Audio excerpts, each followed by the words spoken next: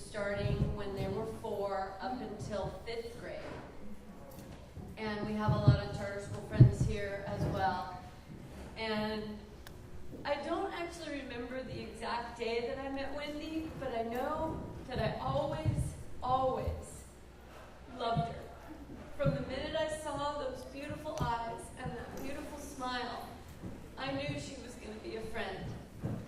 The thing about us is that life is busy and we didn't really ever get together just one-on-one, but we always felt close right from the get. That's how Wendy was.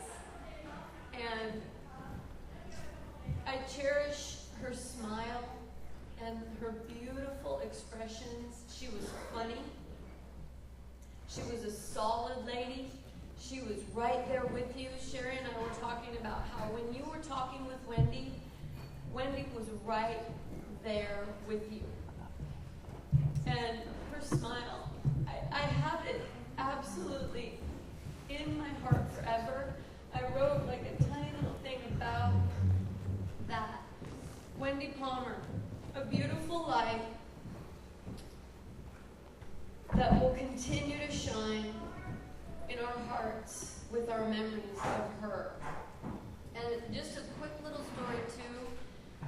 I hadn't seen her in a while. I do see Dan probably more often because I go to the post office and I'm always like, hey Dan, and he always gives me great service and I love that. So I will continue to see Dan. And every once in a while I would see Wendy. And at a party last summer at about this time I saw her and I told her I was going to Toastmasters. And she's like, oh, Toastmasters, wow. I've really always wanted to do that, but I don't know. And I said, Wendy, this is such a fun group. You have to come and check it out. So she actually came, and she actually joined. I believe that she joined right before she started to get sick. So she came a few times and absolutely shined up there. She was super shy and quiet and a little nervous, but Toastmasters is always so open and inviting everybody to do a great job, and I feel so honored that I got to see her stand up there and be an awesome Toastmaster, and I know that she is twinkling right now because that was just kind of a bucket list kind of a thing, and she knew that she might do some presentations, and she was just one of those gals that's always growing and always being brave. And so I will miss her, but she's right here in my heart. And to Max and Dan, we are here for you. I've got your text. Max, I need to get yours. And God bless. And thank you, Wendy, for being there for us as long as you could.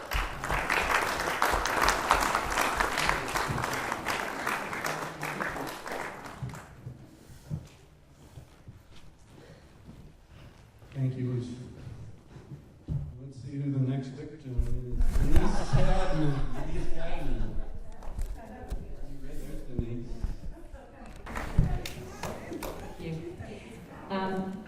I work with the City of Santa Rosa and collaborate with the Laguna Foundation, and that's where Wendy entered my life. And I always find it very interesting when you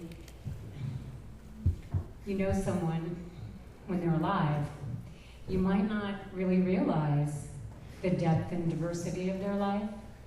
And so I come here today and I see that Wendy had a rich, full life with many sub-communities and people cared about her and loved her, and that makes me feel a lot better somehow. So I wanted to just tell you a little bit about Wendy's incredible volunteer efforts, how generous she was with her time, and how capable she was in her knowledge and experience, that she made a huge difference, particularly with the Laguna Foundation, on the Ramsar designation for the Laguna de Santa Rosa as a wetland of international importance.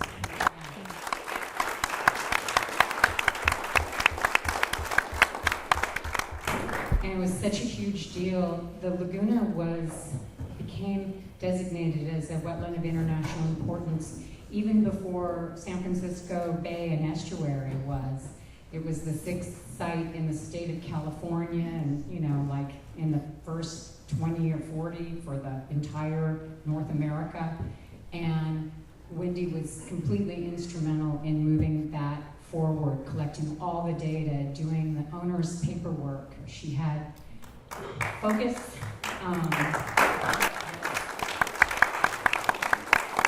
true dedication, and you could tell that when you met her, that she would come across initially as serious. You would see that in fact she just had this laser focus, and if you were speaking to her, you had her undivided attention. That in itself is a rare gift in this day of ultimate distractions all the time, so I really appreciated that.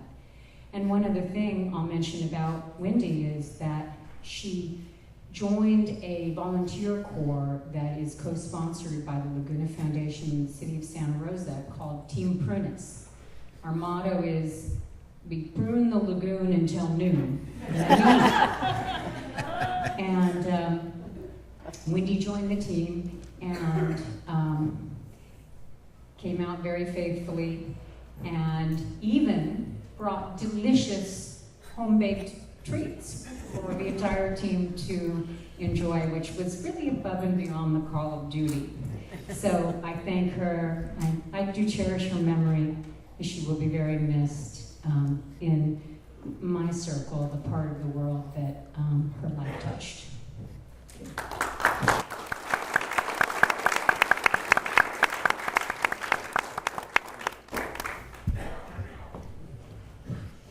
Thank you, Denise. Let's see. Well, should we go for crazy best friend? Who was that? Crazy best friend. It's Pam Sherrill. Pam Jones is crazy best friend. Unless you're not ready.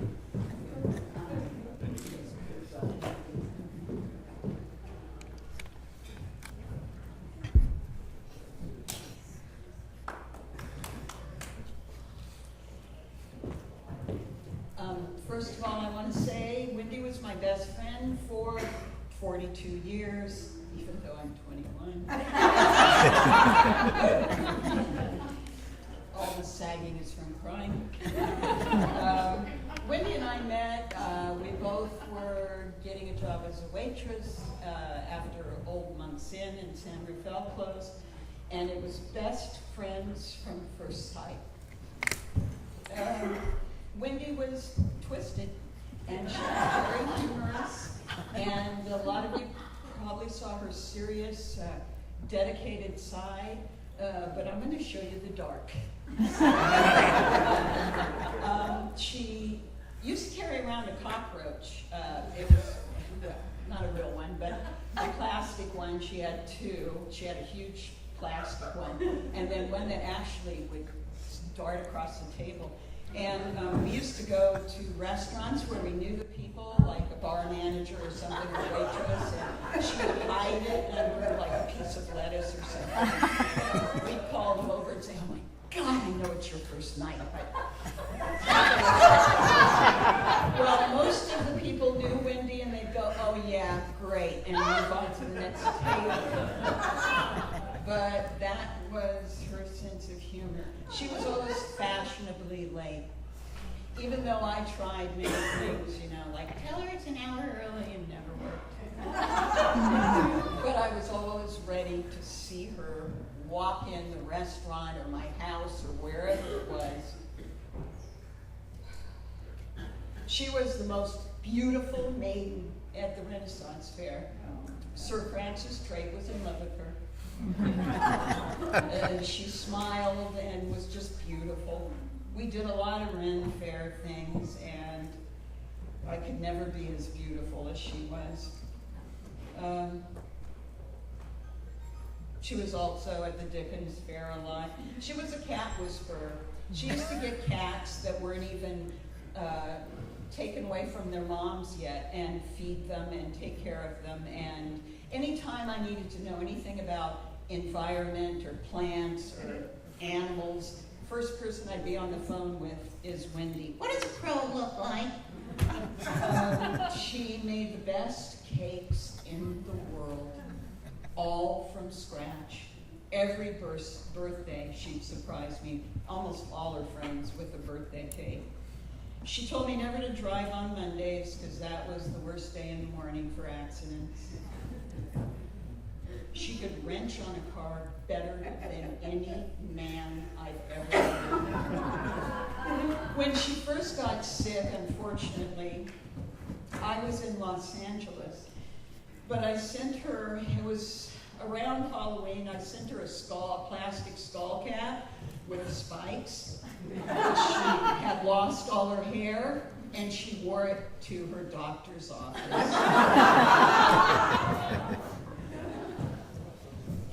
When she married Dune, Wendy and I put on her wedding in Bottega Bay, and then she gave me a round trip ticket because they moved back to Florida to visit them.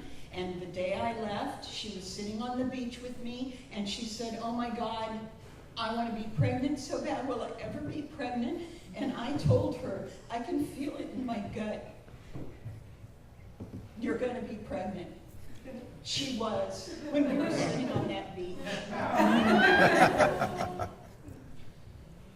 She always, as she got sick, she developed more and more wonderful awarenesses. She got into stress release, which, you know, I put down the mic, but I can't. But she'd sit across from me while I was throwing up all my life and press everything. I mean, she'd be like this, trying to press all her stress buttons. She wanted me to learn Donkey Kong, as I called it. It was actually Qigong.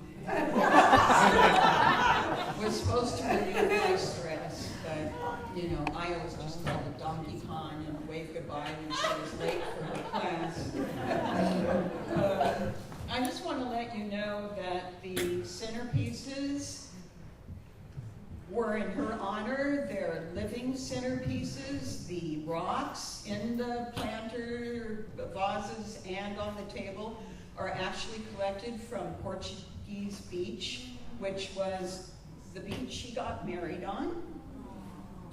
The vegetation, like the branches, are from Doran Beach. I tried to incorporate as much as the environment and living as I could. I'm going to put out right now, please, if you're interested in taking one of these vases or things home, please do. And plant them in her honor. Keep her going.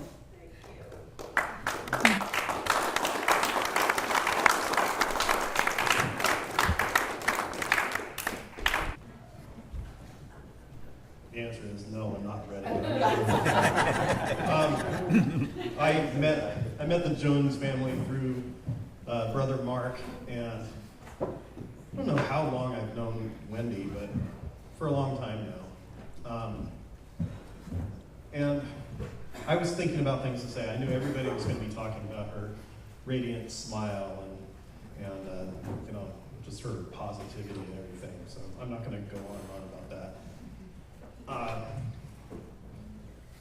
What was I going to say?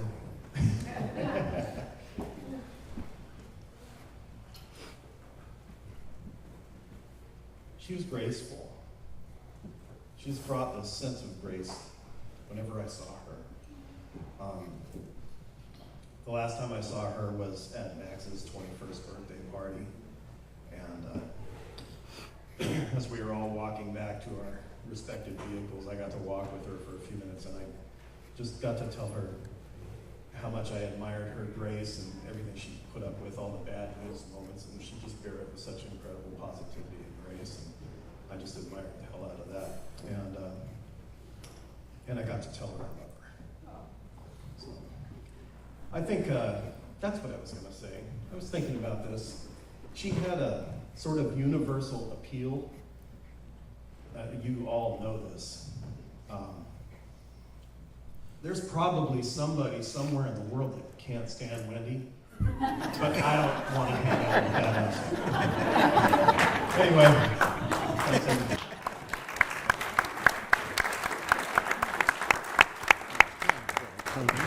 Thank you, Doug. The next victim. Stacia, how about Stacia? Stacia's all the way from Wisconsin. Thank you, Danny. Yeah, he's right. I was just about to say pass because that last speech was starting to make me tear up. So I wrote some notes here. I did travel here. I wouldn't miss this for the world. And thank you, Danny. And Max, where are you? Right here.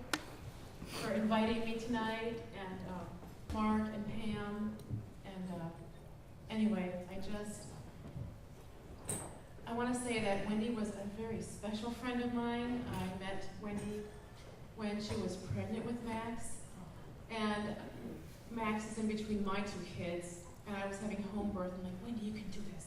She's all her age. You can do this. You can do this. I was just positive. But I just wanted to touch on a few things. I'm so impressed at the turnout tonight. It makes me so humbled to know that she touched so many lives, from bird rescue to the Laguna de Santa Rosa to Pepperwood. And then a highlight in her degree, I was so proud of her when she got her degree.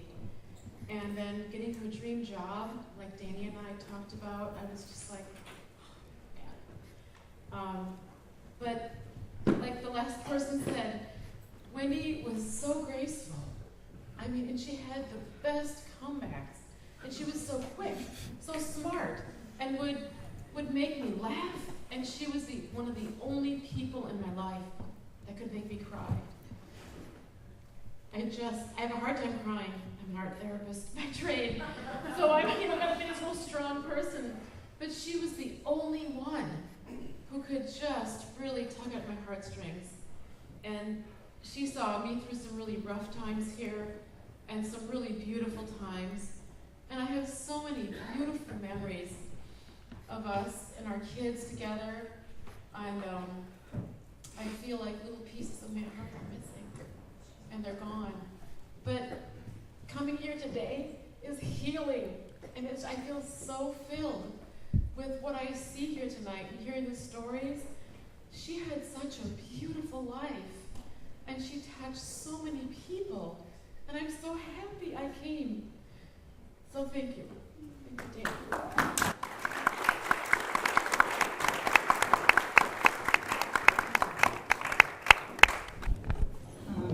So you see I brought my journal up, but I didn't pre-write this before this event. I was trying to scribble and write something down so it would be at least coherent because I'm very nervous speaking in front of the crowd. But she deserves my courage, so here I am.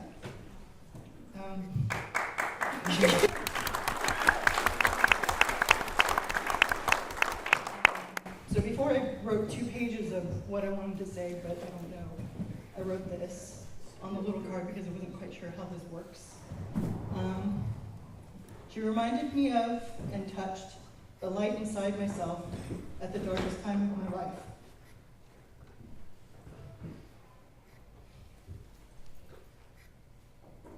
So, Wendy came into my life about 7 years ago. We were stewards at Pepperwood, and I think it's lovely that events like this, when we're honor a loved one that has fallen in death, we see how we are all linked.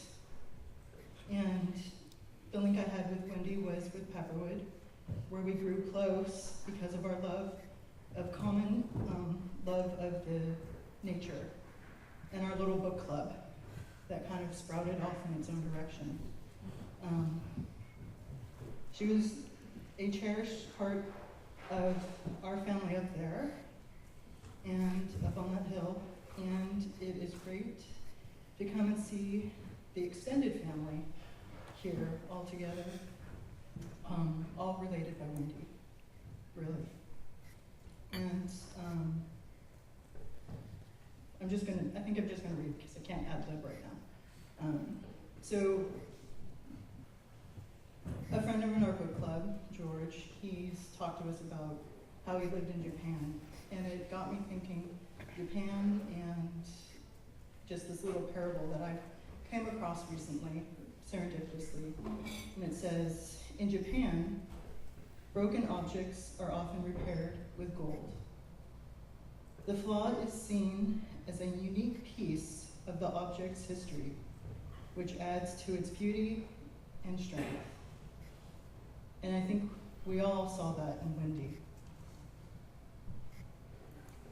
And now it is Wendy that has broken us, with the pain of her death. And some of us, it might be just a chip. Some of us may be completely shattered. I don't know. I don't want to presume anything, but in the deaths that I've experienced in my life, that is what's happened. But now we fill ourselves with the gold of the best parts of her personality. And we wear those cracks proudly as a testament to the beautiful person she was. Because that's what happens when you forgive somebody that hurts you. You allow the best parts of them to become a part of you, a part of who you are. And when George sent our little group out the email of the news, it didn't hit me the same way most deaths do, where I'm really writhing on the floor. I was just like, okay, because I immediately forgave her, because how could you not? She was such a beautiful person and left nothing that I could see but great things behind. I mean, at our little table, we're like, this is the most upbeat memorial we've ever been to. And I think it's because of her. I mean, a little bit of time for me when I was depressed, and I remember the moment clearly. It was like, in our little book club, I was really silent in my own little emo anger ball, in that self-loathing, self-centered thing that you go to when you're broken and just can't see anything but pain. And she was in the depths of chemo. And I can't remember what she said, but I can just remember she touched me literally on my heart and said something. And I couldn't even, and I felt kind of like shit, because I'm like, here she's dying. And she's making me feel better about my life. And after that, I couldn't feel crappy about myself, at least, for, a month afterwards, because it was just like, I couldn't let her down, because she touched me that much.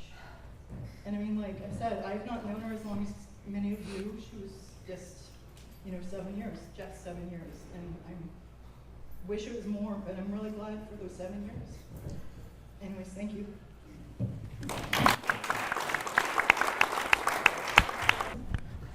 Thank you, Sophia. Well, how about Dixie? Dixie Lewis. Thank you, ma'am. Wendy was not only my good friend, she was my sister.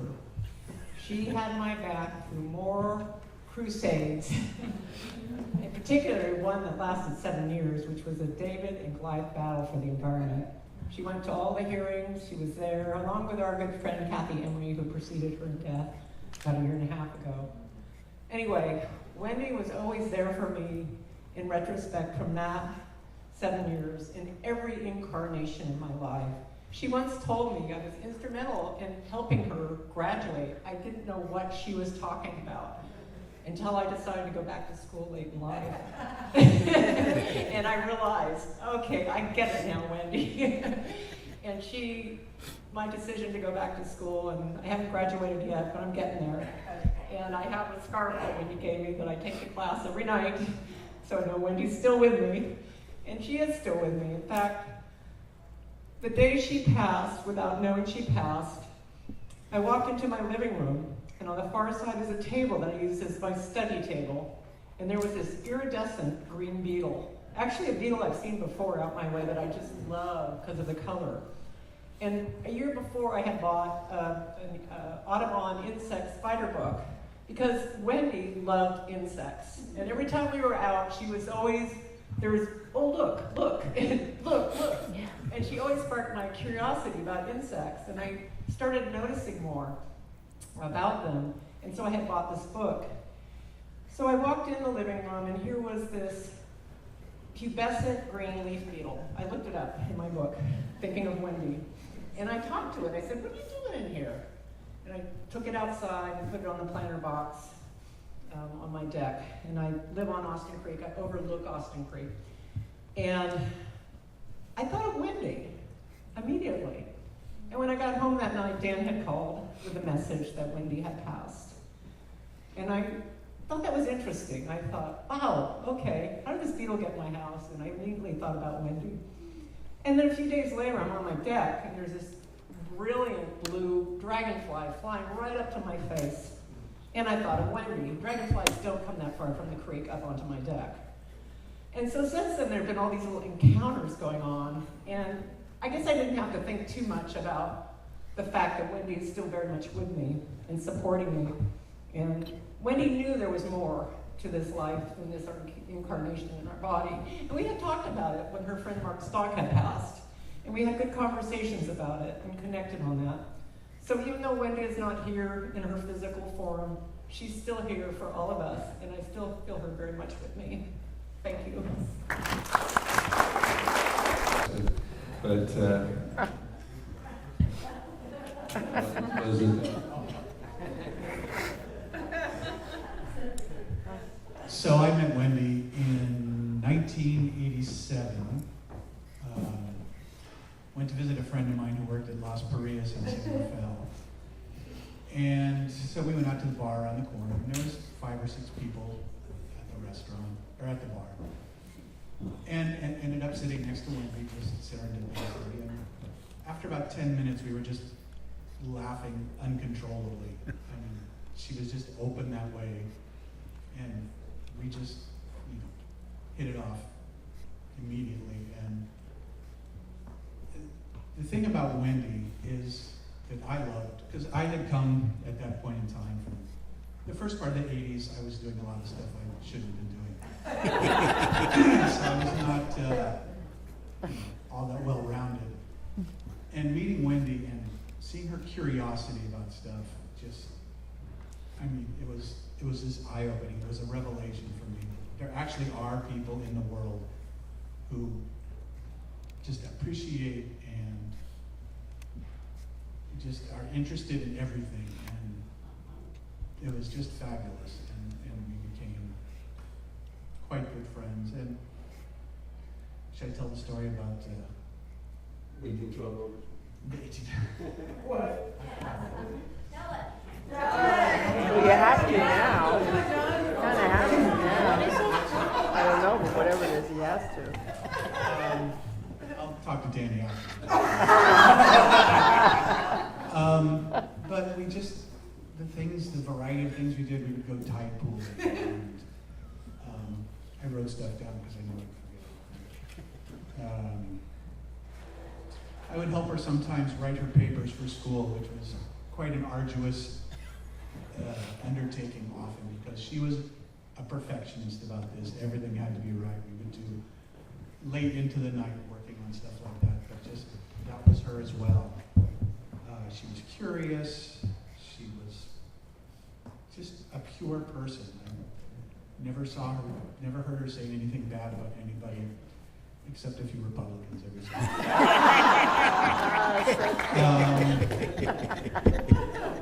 But I wouldn't be as happy as I am in my life today without her. She just gave me a foundation of just how to be a real human being. And over the years, we would get busy and wouldn't talk all that much. But every time we talked, after, again, 3 or 4 minutes, we'd be on the phone and just cracking each other up the whole time. It was really beautiful, and I will miss her greatly, but I'm so pleased to have found her and had her, and met Danny and Max and Mark and Pam, and it's been fabulous. And I loved all the pictures.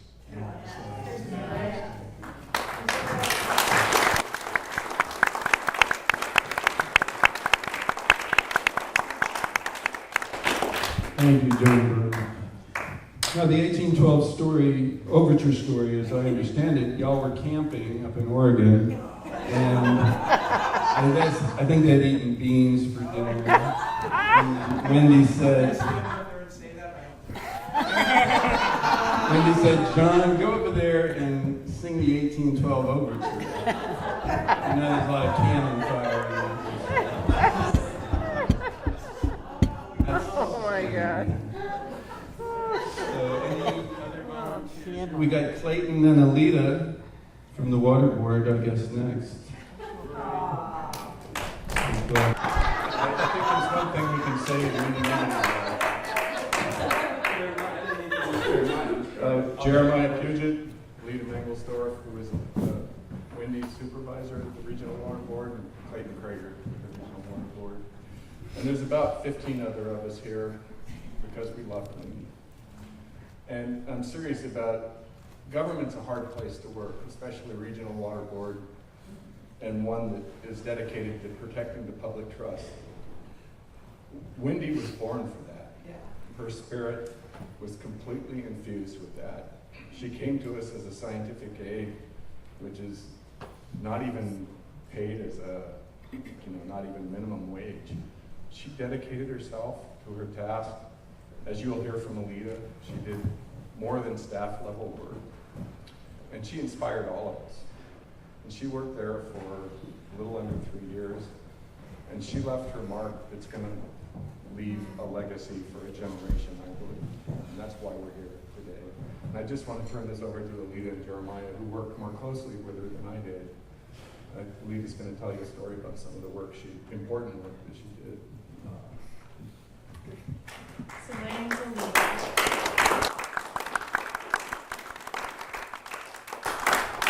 And I was very, very pleased to have Wendy work in our unit.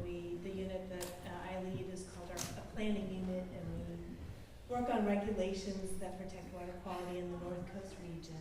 And she, as Clayton said, was hired on as a scientific aide, criminally paid, badly underpaid. And she came with her brilliance and intelligence, her heart, and her dedication, and a real spirit for a fight. I didn't realize that until I'd given her this project to work on for the Smith River, which was to help us figure out how to support designating it as an outstanding national resource water.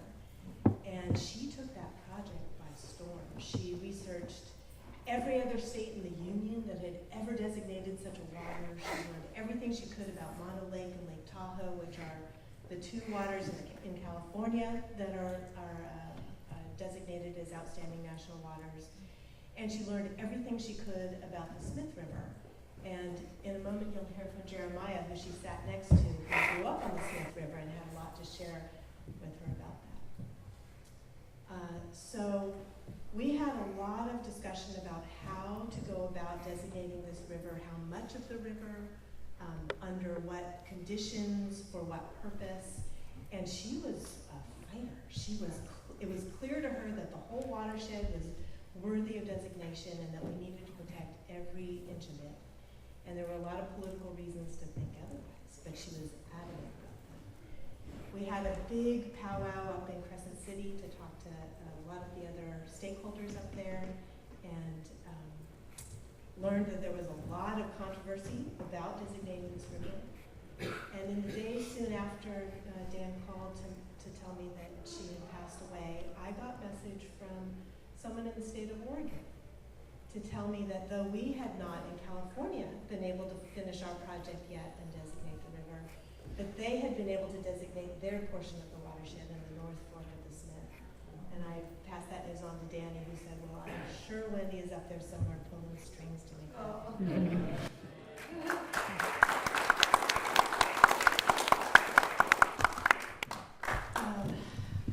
Wendy was, as everybody has said, she was such a pleasure to be with, such a pleasure to work with. We had her in our office as a scientific aide, which, as I said, is just abysmally paid and underappreciated. And she worked like the devil to do everything to fulfill her job. She stayed late. Everything that she finished was impeccable. she cared so much about the work that she did, and she did it in a spirit and with a heart that just made it such a pleasure to be around her. I know there's lots of people here from our office who would love to say more about their time with her, the funny times and the serious times, and we will miss her all very, very, very much. Jeremiah had the pleasure of sitting right next to her, and they have had their own sort of little rapport that was very fun to watch as well.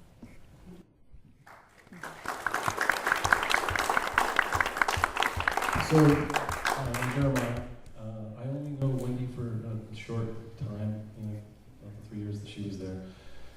And yeah, we sat next to each other, and she was this kind of goofy, weird, graceful redneck, and she put it.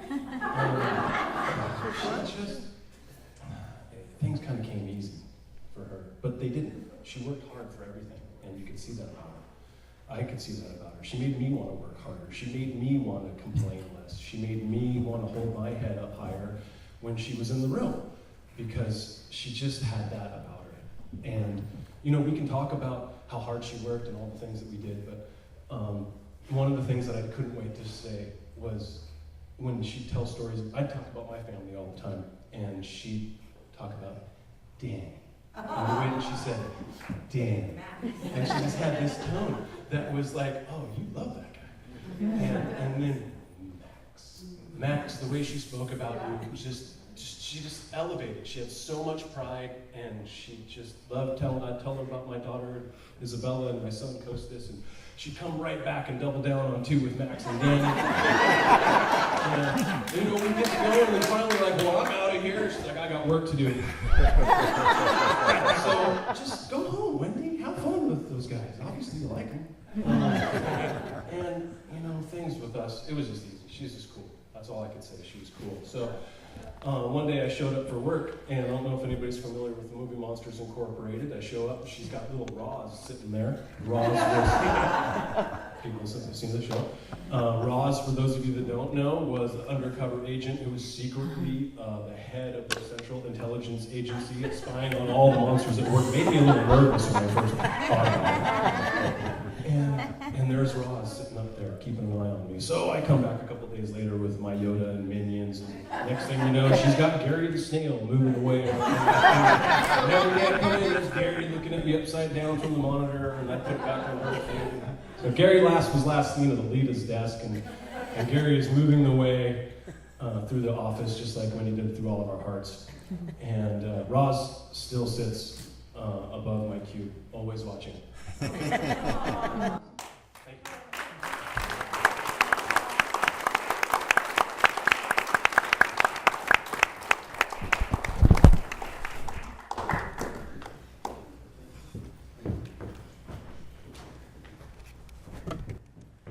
3 of your finest public servants at work, or not at work, I guess.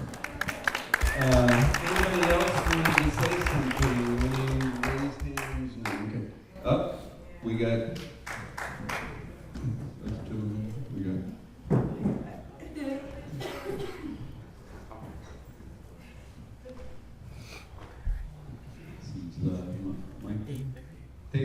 Dave Berry, an old friend of Wendy's. Wendy went to the high school prom with Dave Berry. Yes, he was dating his beautiful wife, Michelle. But Wendy was dating Rich Caffey and another Joan. Yes, just to clear that up. All right. Hi, my name is Dave Berry. When I first met Wendy at the restaurants, we're going back quite a few years here. I was a long-haired, kind of, late 70s cook, chef. And Wendy came to work at the restaurant, and, I thought it was really cool, and this and that. And as time went on, we got to know each other, that she was like probably the biggest fan of the band Devo. And we both had that connection right there. And, just the albums. I was surprised not to see the little flower pot hat. Yeah. But she was a really, really great person. One of the memories I had, that not long after I heard about her passing, was this really beautiful angelic picture of her she was supposed to speak about San Lucia Day.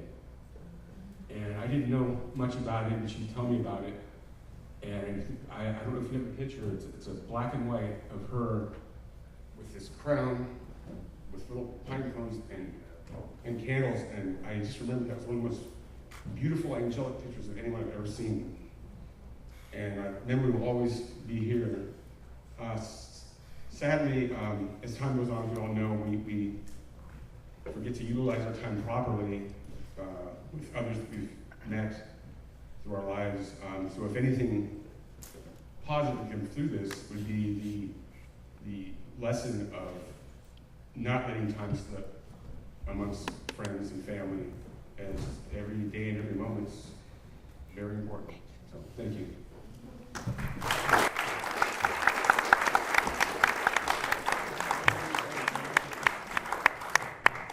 Thank you, Dave. Sorry, I forgot your name. Anybody else?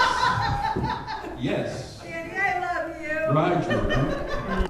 I didn't actually expect to do this, but gee, I noticed there was maybe another blank or two I could fill in just a little bit.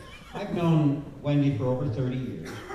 She was Winnie to me. I met her through and Mark, and Wendy's mom through Pam, who was my friend.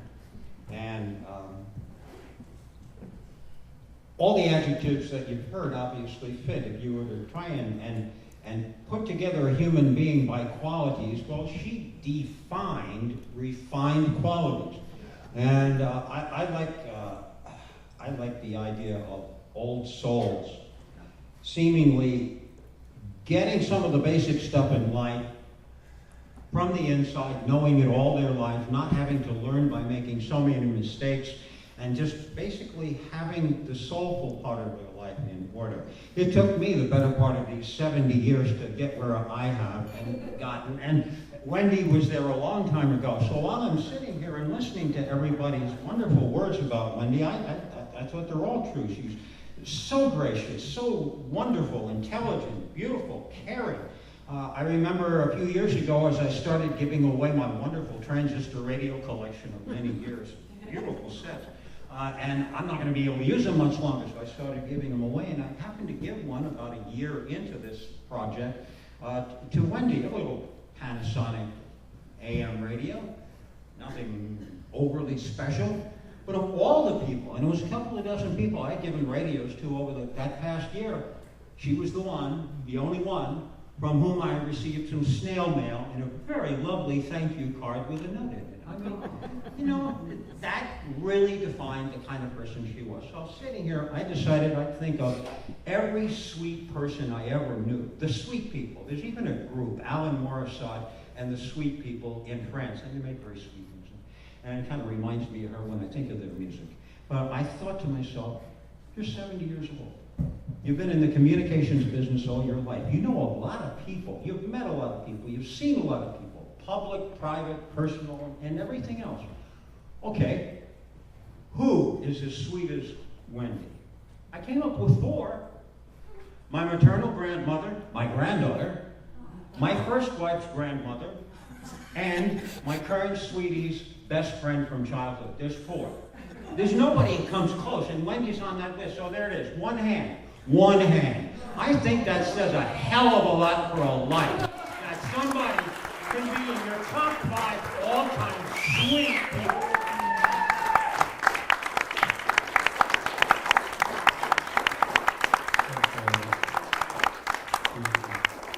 Any other last-minute volunteers here? Brother Mark Jones, Wendy's younger brother.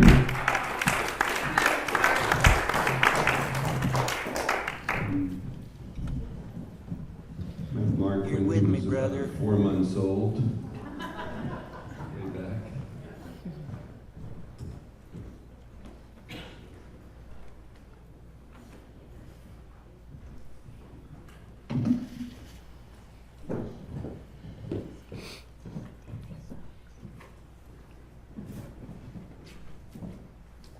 And the award goes to...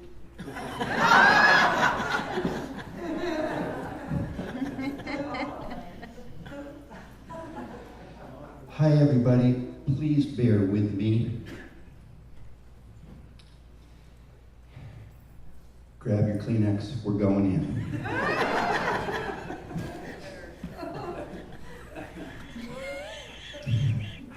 Danny said, start with a joke.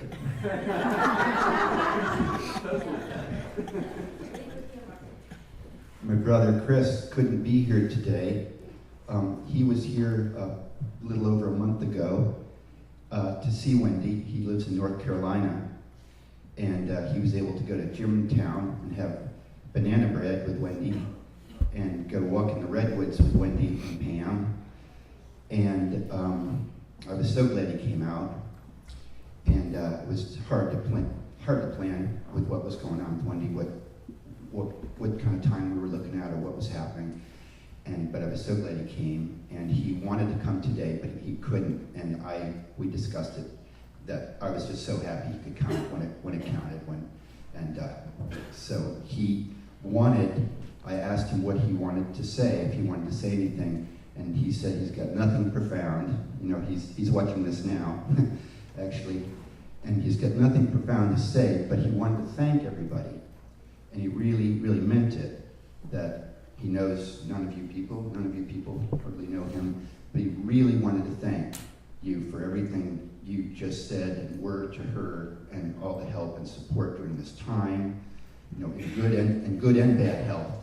He wanted to thank you all very much. So thank you from Chris Jones.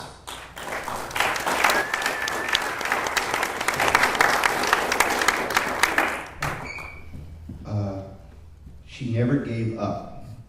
She really never gave up, and she never gave in, and she tried. She really tried all the way through it. She tried to eat, she tried to breathe, she really, really, really tried. And she was positive. She really was positive, as you all know, if you saw her near the end and all. And she was so strong for all of us, and it really helped. I probably would be in an insane asylum if it wasn't for her strength right now, for helping us, just being so strong during such a time.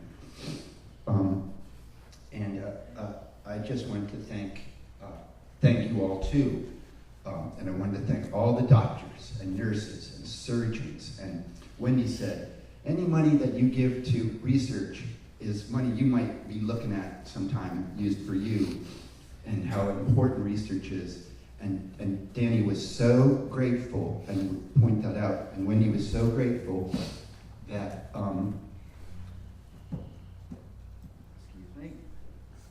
that all these people went to school and learned all these things and worked so hard to be able to cure people and do these things, and was very much aware of that and very thankful. And she was so gracious with the nurses and doctors, so sweet. They all loved her at the hospitals, of course, and she was just so sweet. I mean, she apologized that she had to use the bathroom or something. Just amazing. I'm really thankful to God for giving me that sister. Oh.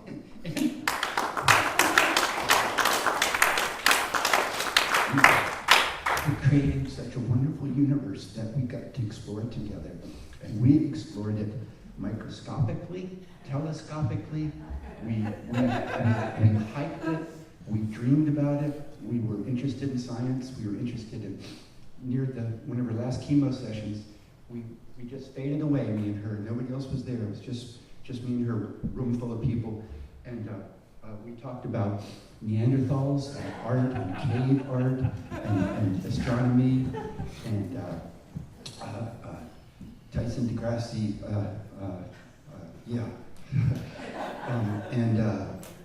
we talked about everything, so many things, and so enjoyed each other's company and each other's brains. And this is after, having brain surgery and being a little bit on drugs and this and that, but she was so solid then, and it was so good.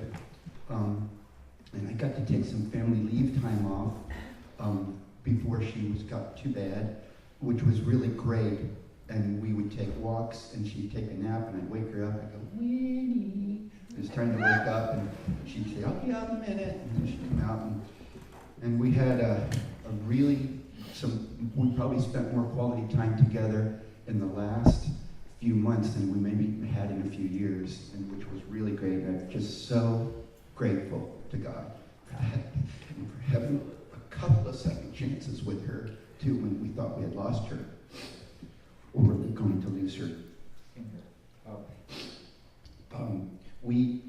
We're 1 year and 2 months apart, her being older, and we shared a bedroom together for a long time until puberty, when my mom said, okay, you guys are... And it was really wonderful. She was a great roommate, and we had a lot of fun, and we'd kick our feet until we fell asleep in bed, and we had a little night lamp thing, kind of, and it made this, kind of like one of those things on the ceiling. It made a little circle on the ceiling, and we were laying there, and she said, look, it's the eye of God watching us. And I remember thinking, like, well, it's kind of creepy. But I also thought, how wonderful, how wonderful, how warm and wonderful, and how wonderful that we're protected by God. And it was the eye of God, but we were looking at light, but there was the eye of God watching us, definitely. And she said to me not long ago, you know, I'm very religious, it turns out. So she had no real formal, in particular, religion, but she was extremely spiritual and in tune, you know, almost like an American Indian. And she was an Indian. She was an Indian. My mother always said that to be an Indian, you should be an Indian. And she was. My mother was an Indian, as Pam pointed out, at my mother's memorial. And also, just back to the thanks, I'm so thankful for my sis Pam and Danny and Max and Patty and all my friends. I don't want to single anybody out, but you know who you are. And just so thankful. She was too. And she was worried about all of us. Like you said, she was so selfless. She was worried about Danny being stressed. She was worried about my mental health and being upset. Worried about Pam physically. Worried about Max. She was so concerned about all of us.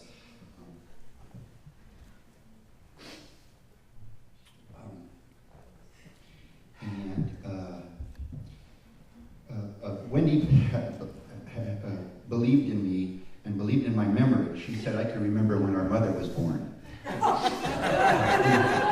And she said, I really do. I really do, I think.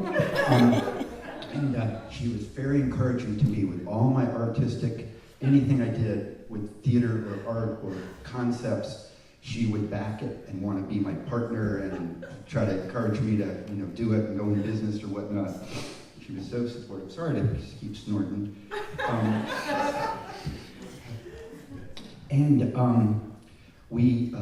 We lived in Paradise in Florida before the condominiums took over and the blacktop took over and all that. Way back when we had an ozone. It was a paradise growing up with her, as we were so close when we would hang out, a lot together, and close in age and all, that I just remember being in our side yard and we're finding caterpillars and butterflies and just being in Wonderland. It was Wonderland. See sea robins come swimming by in our water we lived on, and you see dolphins off in the distance in the bay occasionally and stuff, and we really lived in paradise, and we'd be gone all day sometimes, walking around on sandbars, mud flaps and stuff, and hanging out on seawalls, going back in people's backyards and stuff. It was really wonderful. And there was one time in particular we went to this music box theater. It was way kind of almost out in the woods where my mother did little theater stuff, and she was busy doing something, and Wendy and I just kind of took off and snuck out of this fence, and we found this amazing paradise place. It was amazing. Pond lilies on this pond, and no one there. And we were little kids, maybe not even in school yet, And we realized right then we were in a special place, that we really were in this paradise, this amazing paradise. And we talked about it since. We would, hey, remember that place? We bring it up, you know. But it was really, really something that we lived in paradise on earth, Wendy and I. When it was so hot in Florida, when the rain would come, sometimes it would chill. It would get really cold. The pressure would change, and the wind would come up, and we were so hot, and our blood would chill, and we'd get so excited. We'd run around, we'd just run crazy in the wind. And we said we were wild horses. We would run, and Wendy said her horse has a star on its head. And Pam, I think Pam had a star on her horse's head too. She might have had it first, Wendy. I can't remember who had the star. Wendy used to hang upside down in our rubber tree in the front of the house. She'd hang up right with her knees locked completely upside down and just hang there for a long period of time. And she could light a match with her feet.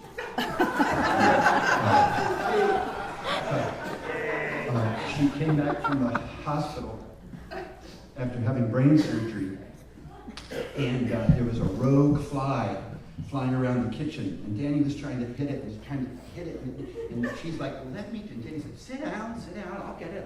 She's like, well, let me try, and Danny's doing the dishes or something, and she takes the fly's water, and whoosh, whoo, second swat, bang, the fly lands next to me on a chair, like this. It was amazing. It was amazing. So two blows after brain surgery. Anyhow, that was good. That was a good sign. I felt we were on the mend at that point. And she could lay on her back and balance her cat, not her current cat, but she could balance her cat on her feet like a circus act, and the cat would just kind of do that until she was done with it. And she also trained Pam's cat, Kit, to jump through a hoop. And she'd go, and the cat would come running out and jump through the hoop, back and forth, stand up, turn around, do whatever. Amazing. We, as kids, we used to fight like cats and dogs. And the one time she bit my nose so hard there was teeth marks.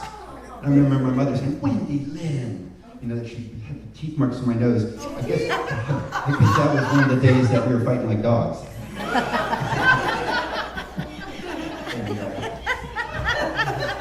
But we used to kick rocks down our street, and we named our rocks after our cats, Geel and Gidget. And we'd kick these rocks down the street, kicking rocks, and we had fun doing that. She did so many things, as you know, did yoga, Pilates, Tai Chi, Feldenkrais, Toastmasters, bird rescue center volunteer, volunteer librarian at Max's charter school.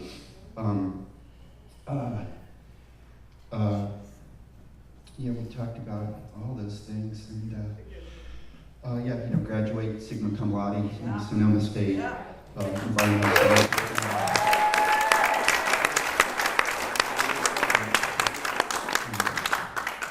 And not just a scientist, but really the heart, love nature, that's what drove her into loving science and loving reality, was the reality of nature, you know, and I wanted to grow old with her. I'm disappointed about that. I really wanted to grow old with her, so that's too bad. Any money spent, yep. Mark, we gotta wrap it up soon. We gotta get out. Okay. We have the hall until 7.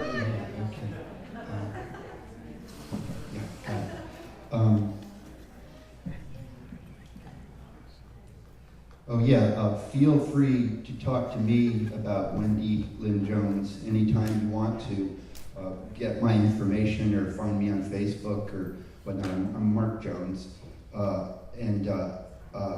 Just feel free to talk to me anytime about her. I'm all about talking about her anytime with anyone who wants to, so please do that. And the family too. You know, Wendy said once that, not long ago, that people go to memorials and all this stuff and everybody's around you for a little while, and then months later they kind of forget about you.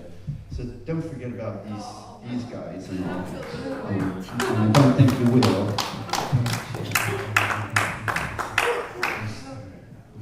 Okay, I will finish with this.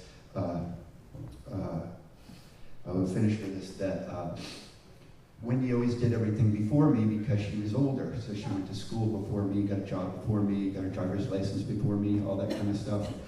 And she came out to California before me. And she came back and she gave me a little redwood box. And she was telling me about California and how much I would like it. She said, "You're really gonna like it." And I liked it.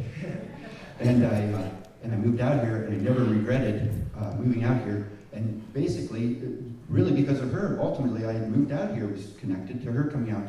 And the reason I'm in Santa Rosa is because of her, ultimately when she had moved to Santa Rosa. So I'm here really because of that. And I thought, seriously, if Wendy could come back, and I'm keeping an eye out, keeping an ear out, if she could come back, she would tell me, "You're really gonna like it." Especially with her. Thank you, everybody.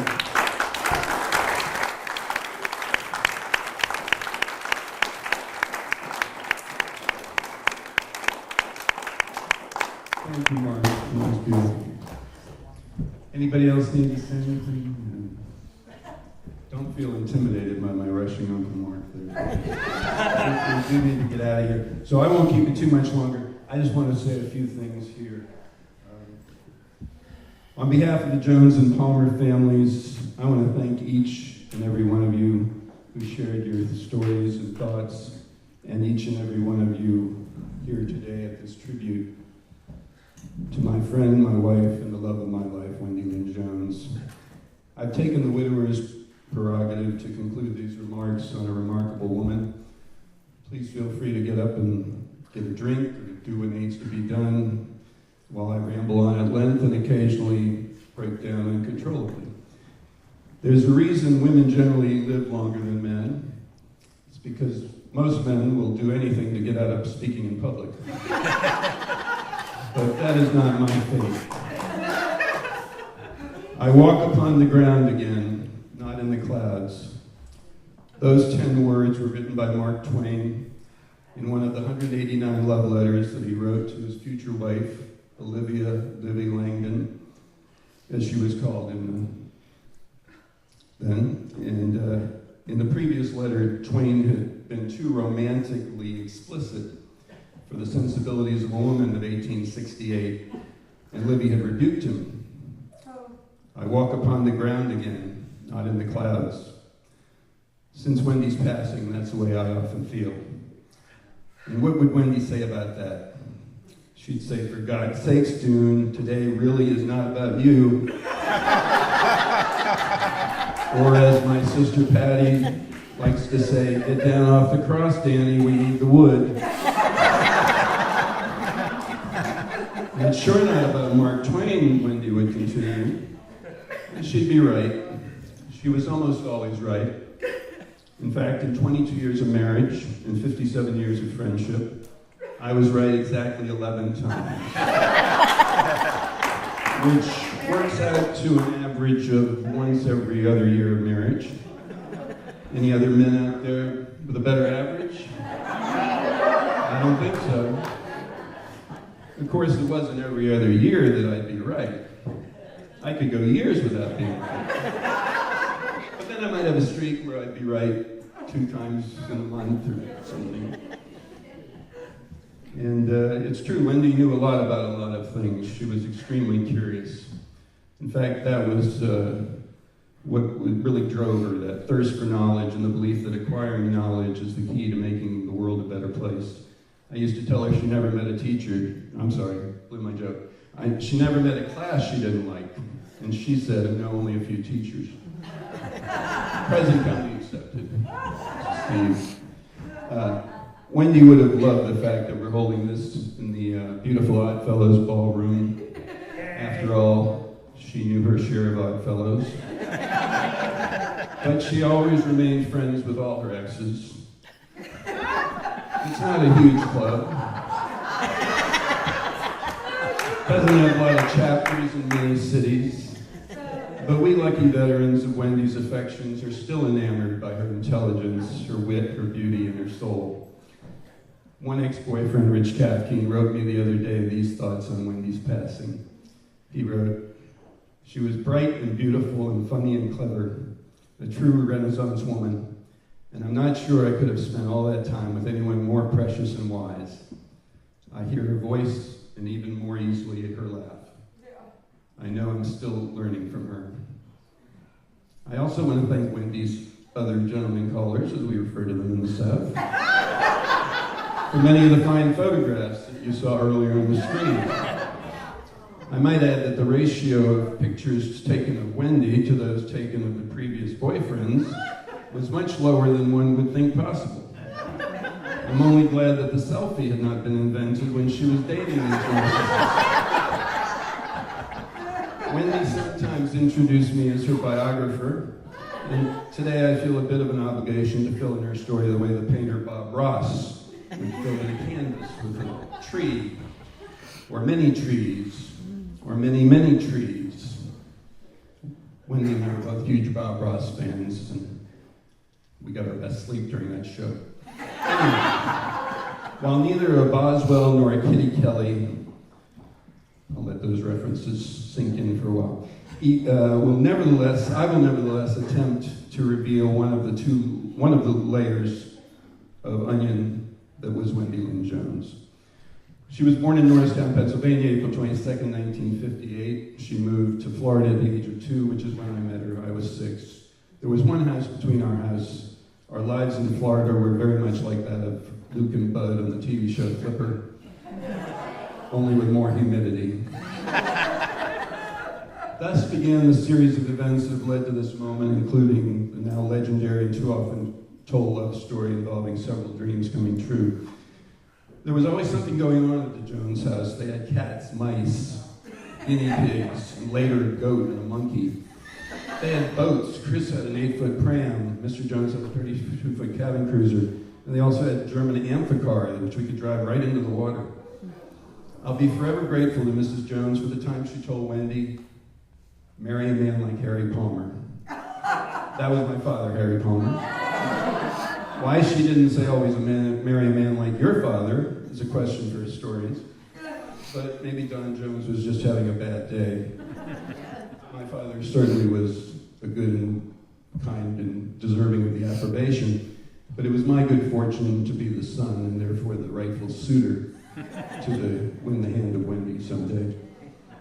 After 8 years as neighbors, a somewhat idyllic childhood, and many games of tag in the dark, which is an excellent and terrifying game, by the way, if your house has enough doors, I moved off the beaches and only saw the Joneses occasionally. Wendy's interest in the environment started at an early age. The land that our houses were on had been dredged up from the bottom of the bay. As a result, there was a concrete pumping station that we used as a fort. Wendy took an early interest in wastewater because of this. She was also intrigued by the red tide, a harmful algae that could cause large fish kills and irritate human eyes and throats. She also witnessed the environmental devastation caused by the multi-story condominiums and that destroyed the pristine beauty that we had known as children. When she was 18, she moved to California with her boyfriend. Living in Marin, she volunteered for the Audubon Canyon Ranch, where she is pictured on page 88 of Marty Griffin's excellent book, Saving the Marin-Sonoma Coast, as one of the young troops under Ray Peterson leading field trips for young people who in many cases had never experienced the splendor of a snowy egret or a golden eagle. And then I re-entered the picture. It was October of 1994. I had finally graduated from college, and my mother and sister gave me a trip to California to visit the Joneses. So Wendy drove down to Big Sur, and in that magical place, we fell in love. We were married on the beach of Bodega Bay, north of Bodega Bay, March 19th, 1995. We moved back to Florida, where our son Max was born on leap day of 1996. While in Florida, Wendy became a volunteer docent at the new Florida Aquarium in Tampa, sharing her knowledge of that fragile state with the visitors. In 1998, we moved to Santa Rosa. While attending Sonoma State, Wendy worked in the native plant garden and suggested the event that would later become Insectapalooza. Wendy volunteered at Fairfield Osborne Preserve in Pengrove, where she led nature hikes. She worked as a volunteer coordinator at the Bird Rescue Center and with the Russian River Keeper restoring Foss Creek in Healdsburg. She became a certified California naturalist. She worked at UC Berkeley as a field technician measuring stream flow in the Russian River. She was a volunteer at the Lagoons of Santa Rosa as a citizen scientist and a member of Team Prunus. Go Team Prunus. For almost 23 years, and she was in the original class of stewards at Pepperwood Preserve. For almost 23 years, I was the luckiest man on the face of the earth. I had the perfect partner, although Wendy would always say no one's perfect except God, if you believe. And Wendy did believe in God, and in God's manifestation in nature. We both tended to like all religions, except that one that knocks on your door on Saturday morning. Who was their marketing manager? We felt as Ralph Waldo Emerson did when he said, "I prefer the silence of the church before the preaching." Wendy was probably, as all of you know, was hysterically funny. Even she was amazed at how quickly she could come up with a great line. We called ourselves Buddy and Sally, the two comedy writers on the Dick Van Dyke Show. Interesting side note, Wendy brought a professional set of handcuffs with her on our honeymoon. I don't know if she was serious. Wendy almost never had a bad word to say about anybody. She was fiercely honest. She was so generous that I lost interest in playing the lottery.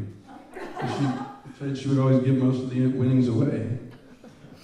Wendy's greatest professional pleasure came about when she was hired by the planning department of the State Water Resources Control Board, Region 1.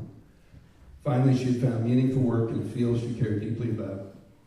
I can't say enough good things about the people who work at the Water Board Region 1. For the first time in her professional life, Wendy was given respect, and her opinions and ideas were considered important. But beyond that, her colleagues at the Water Board demonstrated generosity and kindness beyond belief with numerous large gifts to help Wendy, Max, and I get through these very difficult last few years. We thank each and every one of you, many of you who are here today. Your kindness will never be forgotten.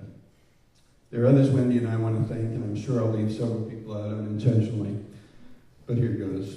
In addition to Wendy's amazingly kind and thoughtful supervisor, Alita Mangelsdorf, I want to thank Janice Thomas in the Drinking Water Division, who hired Wendy this year as a full-time employee and who could not have been more caring and understanding when Wendy couldn't start his schedule.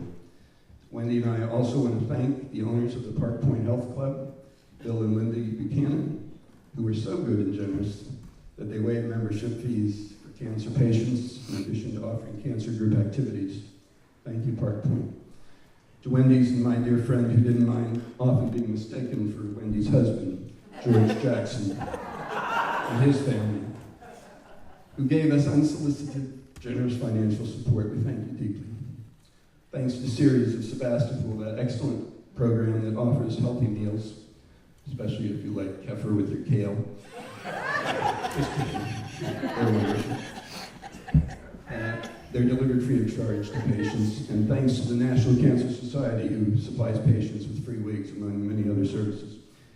Great thanks to Morgan and all the volunteers at Sonoma Valley Hospital's cancer program, which offers sliding scale acupuncture, massage therapy, energy work, and other services for patients. We're so appreciative. To our dear friend Stacia, who came all the way from Wisconsin, rural Wisconsin. I do mean rural, that's the name of the town.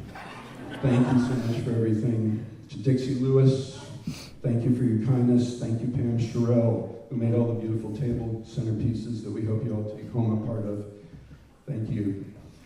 To our dear friend Joe Pulaski, who's given us a generous gift in Wendy's memory, we're extremely grateful. To my co-workers at the post office, John Selby and Cindy Worthy, who have had to work extra hard these last 4 years. I'm forever in your debt. And to all my neighbors on Lariat and Floral, a couple of whom are here today, thank you so much from the bottom of our hearts, from Max and me. To Wendy's brother Mark, sister Pam, Brother Chris, thank you all for all you did for Wendy in these last 4 years. To my fabulous sister Patty, my favorite and only sister, who came all the way from Florida and helped me with this celebration in so many ways. I thank you. Thank you for the trip to Florida for Wendy and Max and me in April. I love you. Finally, to the doctors, healthcare workers, and especially the nurses we encountered the last 4 years, thank you. Nurses are everyday heroes. Their job description includes just about anything you can think of. They're truly doing God's work on earth. Wendy would be so grateful to each and every one of you for coming today. I love you forever, Wendy. Thank you.